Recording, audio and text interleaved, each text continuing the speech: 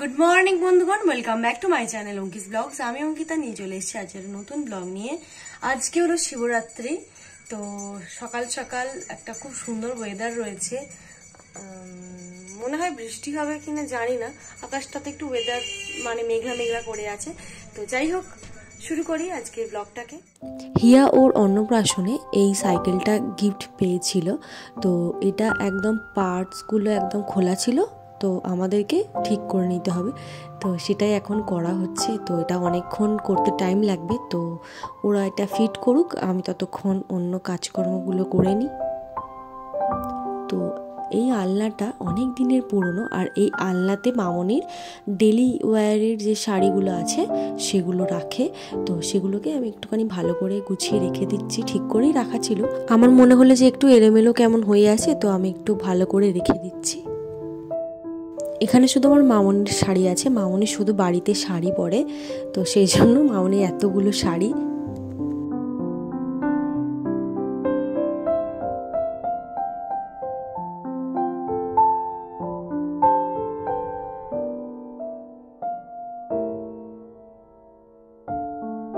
তারপরে চলে এলাম আমার বেডরুমে একটু বিছানাটা গুছাবো, একটু ঝাড় দেবো বলে আগে ঝাড়টা দিয়ে দিচ্ছি, তারপরে বিছানাটা গুছাবো। তো আমাকে কমেন্টসে কজন বলেছেন যে আপনাদের বেবিদের জ্বর হলে বেবিরা খেতে চায় না। এটা ন্যাচারাল ব্যাপার। আমার বেবিরও শরীর খারাপ হলে ও খেতে চায় না। আর ওকে কি করবেন বলুন তো, জোর করবেন না খাওয়ার জন্য। জোর করলে কী হয় বলুন তো, ওর খাওয়ার প্রতি একটা কিন্তু বাজে ইমপ্রেশন স্টার্ট হবে। তো সেই জন্য ওকে এই জিনিসটা করবেন না। তো যাই হোক, আমি চলে এলাম নিচে রান্নাঘরে। আমার মামনি বললো যে রুটি হবে, রুটির সাথে চা খাবে বা যাই হোক খাবে, বাপি দুধ রুটি খাবে। তো তার জন্য আমি রুটি বেলে নিচ্ছি। বেলে নিয়ে কটা রুটি করে নেবো, খুব বেশি না 5টা থেকে 6টা রুটি করতে হবে। আমাকে আরও কয়েকজন কমেন্ট করেছেন যে আপনাদের বেবিরা সত্যি খেতে চায় না একদম কিছুই। ওদেরকে আমি বলবো যে খেলার ছলে খাওয়ান বা ওকে নিজের হাতে খাওয়ানো শেখান। ওকে একটু খেতে দিন নিজের হাতে, দেখবেন যে আস্তে আস্তে খাবার একটু ইন্টারেস্ট দেখাচ্ছে। বাচ্চাদেরকে তাড়াহুড়ো করবেন না। আর নোংরা হয়ে যাচ্ছে ওর মুখ বা মেঝে নোংরা করছে, সেই সবে ঝামেলা নেবেন না, করতে দিন। দেখবেন এরকম করতে করতে আস্তে আস্তে ঠিক সে খাবার শিখে যাবে নিজে থেকে। ওকে একটু নিজে থেকে খেতে দিন, আমার মনে হয় যে ওরা খাবার দিকে ইন্টারেস্টটা হবে। তারপরে আর একটা জিনিসও ফলো করবেন, যে ওদের যদি খিদে পায় হুট করে আপনারা দুধটা দিয়ে দেবেন না। আপনাদের ব্রেস্ট মিল্ক হোক বা ফর্মুলা মিল্ক হোক, ওদেরকে একটু খিদে হতে দিন। দেখবেন আস্তে আস্তে একটু সলিড ফুড দেবেন। আশা করছি এই জিনিসটা মনে হয় ফলবে ওদের ক্ষেত্রে। তো যাই হোক, আমি আমার মেয়ের এখন জলটা ফুটিয়ে নিলাম, ফুটিয়ে নিয়ে ঠান্ডা করতে দেবো। তারপর ফিডিং বোতলে ওকে আমি ভরে নেব। তো আমাকে জিজ্ঞাসা করেছিলেন যে আমার মেয়েকে আমি কত জল খাওয়াই। তো 100 ml তো খাওয়াতে বলেছিল ডক্টর। কোনো দিন 50 ml খায়, কোনো দিন 40 ml খায়, 60 ml খায়, এইরকম খায়, কোনো ঠিক নেই। আমি কিন্তু রোজই আমি ওর জন্য 100 ml জল ফুটিয়ে রাখি।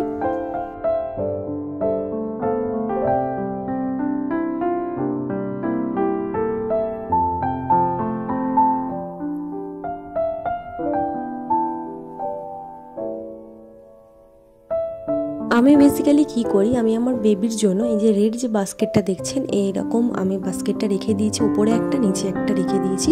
এতেই ওর যাবতীয় সমস্ত জামা কাপড়, সমস্ত যাবতীয় যা যা জিনিস সেগুলো রেখে দিই। মানে মুখ মোছার রুমাল থেকে শুরু করে তারপরে ওর তোয়ালে, এসব সব কিছুই আমি ওর বাস্কেটে রেখে দিই, যাতে না খুঁজতে আমার অসুবিধা হয়। তো সেটাই আমাকে রোজই গুছাতে হয়।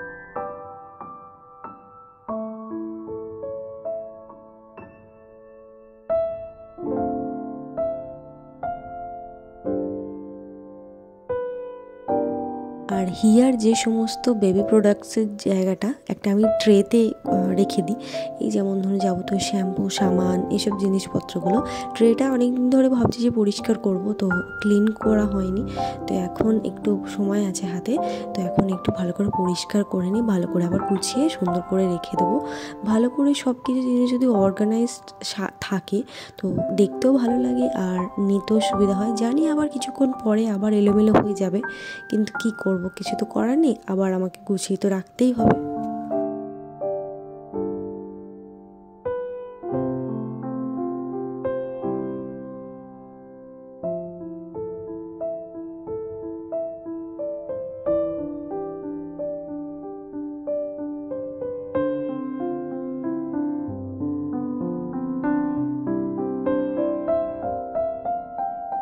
এই বেবি প্রোডাক্টের ট্রে, তারপরে ওর জামা কাপড়ের বক্সটা মানে বাস্কেটটা আমি খাটের পাশেই রাখি, যাতে হাত বাড়ালে আমি পেয়ে যাই।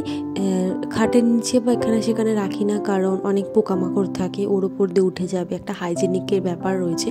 তো সেই জন্য আমি খাটের ওপরেই আমি গুছিয়ে এক সাইডে রেখে দিই। আজকে যেহেতু শিবরাত্রি, তো আজকে নিরামিষ খেতে হবে, তো সেটাই করছি। ভাত বসিয়ে দিয়েছি এদিকে, আর এখানে মুগের ডাল বসাবো। আর প্ল্যানিং আছে একটু ভাজাভুজি করবো, মানে সবজি, আলু ভাজা, পটল ভাজা, তারপরে দেখা যাক কি কি করি।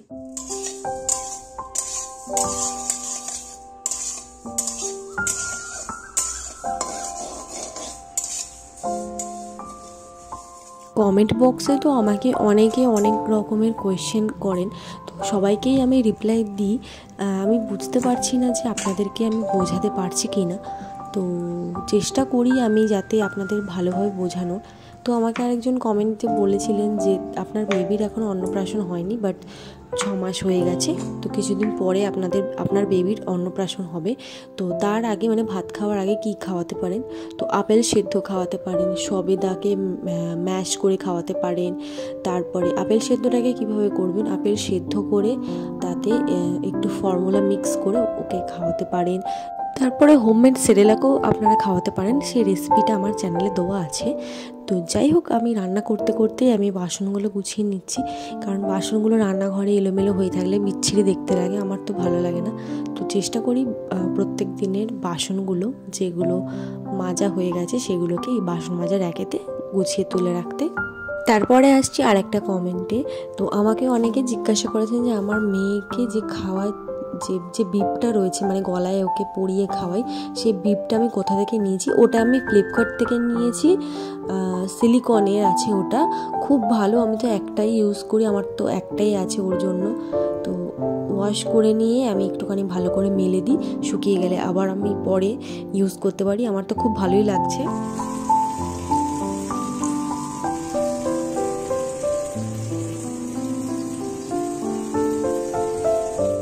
আপনাদের সাথে কথা বলতে বলতে আর কাজ করতে করতে আমাদের লাঞ্চ টাইম হয়ে গেছে। তো লাঞ্চে আজকে বললাম যে নিরামিষ হবে, কুমড়ো ভাতে হয়েছে, পটল ভাজা হয়েছে, আলু ভাজা হয়েছে, মুগের ডাল হয়েছে, তো শুধু জাস্ট আর টক দইটা কেনা হয়েছে, বাপি খেয়েছে, আর ঘি দিয়ে আমরা খাবো।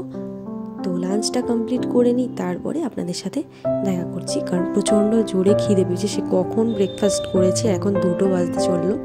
খাওয়া দাওয়ার পরে আমার মেয়েকে দেখুন আমি ওই ফিট করা সাইকেলটাতে বসিয়েছি, আপনাদেরকে বললাম যে আপনাদেরকে দেখাবো। তো আমার মেয়ে দেখছি চুপচাপই বসে আছে, ওর বেশ ভালোই লাগছে। তো এখনও ঘুমায়নি, এই একটু চড়িয়ে নিয়ে তারপর ওকে ঘুম পাড়াবো।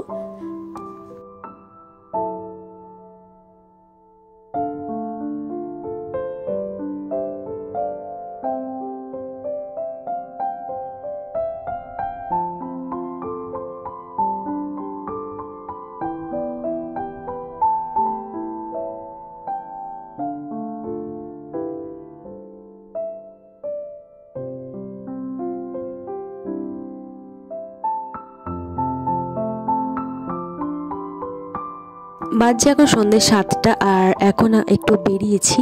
চারিদিকে লাইট হচ্ছে, কারণ হচ্ছে আজ শিবরাত্রি, রাত্রিবেলা সবাই জল ঢালবে। এখনও প্রহর পড়েনি, 10টার সময় পড়বে। আমি এবছর উপোস করিনি, আমি প্রত্যেক বছর করি। আগের বছর করিনি কারণ আমি প্রেগনেন্ট ছিলাম, আর এই বছরে করলাম না কারণ আমার মাম্মা অনেকটাই ছোট, তো ও ফিড করে এখনও পর্যন্ত, তো সেই জন্য আমি করিনি। এখনও সবাই দেখছি প্রহর পড়েনি, কিন্তু জল ঢালছে সবাই। বাজছে এখন 10টা, আমাদের সবার ডিনার করা কমপ্লিট, আমার মেয়েরও কমপ্লিট হয়ে গেছে। এখনও ম্যাডাম এখনও ঘুমাননি, এখন ঘুমাতে ঘুমাতে সেই 12টা, সাড়ে 12টা। তো আজকের দিনটা এইভাবেই আমাদের কাটলো। আশা করছি আপনাদের ভালো লেগেছে।